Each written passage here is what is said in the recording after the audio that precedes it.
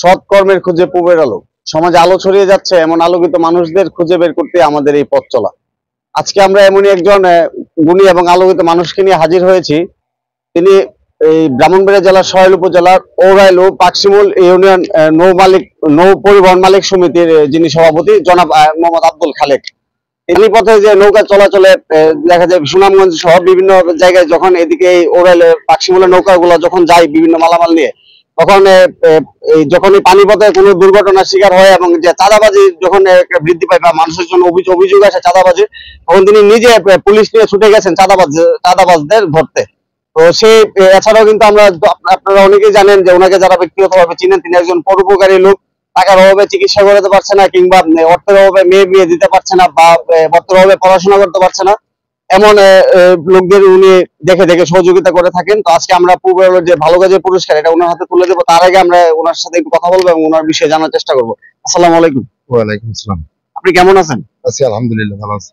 আচ্ছা, সর্বপ্রথমে একটা বিষয়, আসলে যে জিনিসটা আমাদের খুবই কৌতূহল বেশি, যে গত কিছুদিন পূর্বে আমরা দেখলাম যে এই পানিপথে যে নৌকা নিয়ে যারা যায় তারা যখন চাঁদাবাজের খপ্পরে পড়লো বা আপনার কাছে খবর আসছে, সঙ্গে সঙ্গে আপনি পুলিশ নিয়ে ছুটে গেছেন। এই ঘটনাটা যদি ছোট করে বলতেন। আসলে আমরা যে ডিপার্টমেন্টের ব্যবসাটা করি, নদীপথের নৌ পরিবহন ব্যবসা, এই ব্যবসার যে ভাবে চাঁদাবাজ আরম্ভ হয়েছে, বিশেষ করে 5 তারিখে আগে ছিল, কিন্তু 5 তারিখের পরে অতিরিক্ত আরম্ভ হয়ে গেছে।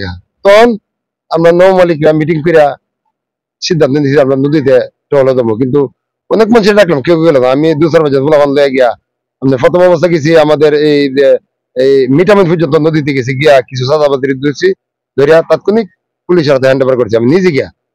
পরবর্তীতে গত 1 মাস ধরে ছাত্রকে 9,000 টাকার চাঁদা নিত বেডব্লিউটির নামে, এটা ফুললি অবৈধ।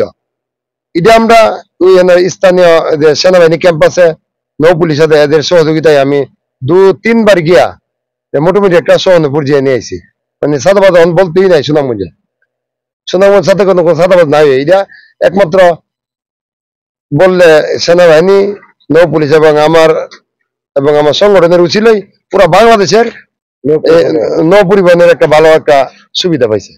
আচ্ছা, আপনি তো সভাপতি হিসাবে এটা আপনার দায়িত্বের মধ্যে ছিল না, আপনি সর্বোচ্চ দেখা যাচ্ছে প্রশাসনকে অবগত করতে পারেন। এই যে আপনি নিজে গেলেন, নিজে একটা সাহসিকতার পরিচয় দেখালেন, আপনার কি ভয় লাগে নাই যে আসলে কোনো দুর্ঘটনা হতে পারে কিনা?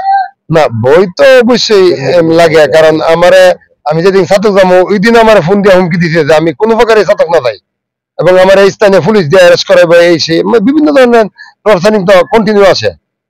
মানে আমার মেরে লেবে করে লেবে, আমার হুমকি দিছে যে আমার গানে মেরে লেবে আমি যে ছাতক যাই।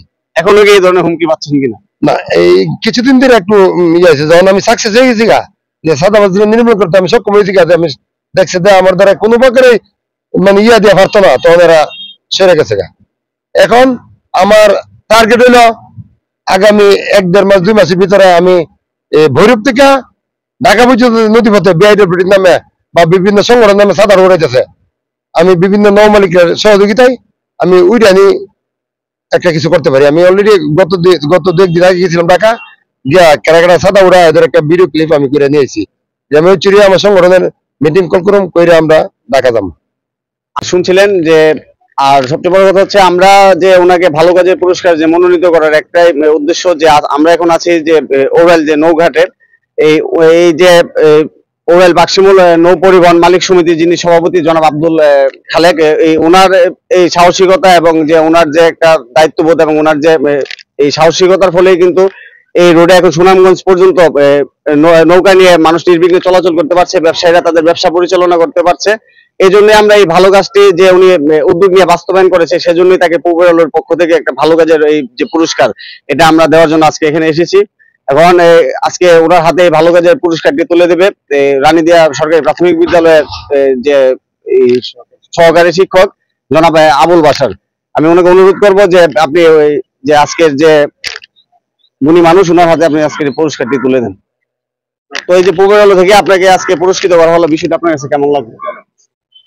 ধন্যবাদ আসলে পপুলার, কারণ আপনারা তো অবশ্যই বিভিন্ন নৌকা মালিক টালিক এদের সাথে কথাবার্তা বলে আমার পুরস্কৃত করছেন। তবে ধন্যবাদ দিই পপুলার সিউকে, এবং এইভাবে পুরস্কৃত করলে মানুষ ভালো কাজের প্রতি আগ্রহ বাড়বে। আমি সবসময় দোয়ার প্রার্থী যাতে আমি ভালো কাজ করতে পারি, সমাজের কাজ করতে পারি। ধন্যবাদ। আমরা যে রানীদিয়া সরকারি যে প্রাথমিক বিদ্যালয়ের যে সহকারী শিক্ষক এখানে আজকে অতিথি হিসেবে আছেন, আমরা ওনার কাছ থেকে আজকের এই কার্যক্রম সম্পর্কে একটু ছোট করে অনুভূতি জানতে চাই। সুন্দর একটা আয়োজন, গুণী মানুষ খুঁজা, ভালো মানুষ খুঁজা, পুরস্কৃত করে তাদেরকে ভালো কাজের জন্য ধাবিত করা, এটা একটা পূবের আলোর আগ থেকে পূবের আলো এই প্রক্রিয়াটা চালু করে আসছে। এতে অনেক মানুষ ভালো কাজ করতে স্পৃহা পাবে। হ্যাঁ, আমি তার জন্য পূবের আলো পরিবারের পক্ষকে আমার অন্তঃস্থল থেকে সাধুবাদ জানাচ্ছি এবং ধন্যবাদ জানাচ্ছি। আপনাকেও ধন্যবাদ। আর এতক্ষণ যারা যুক্ত ছিলেন সকলের প্রতি কৃতজ্ঞতা ও ভালোবাসা। পূবের আলোর এই ভালো কাজে পুরস্কার কার্যক্রম এটা চলমান রয়েছে, ইনশাআল্লাহ আগামীতেও চলমান থাকবে। সকলে আমাদের জন্য দোয়া করবেন। আসসালামু আলাইকুম।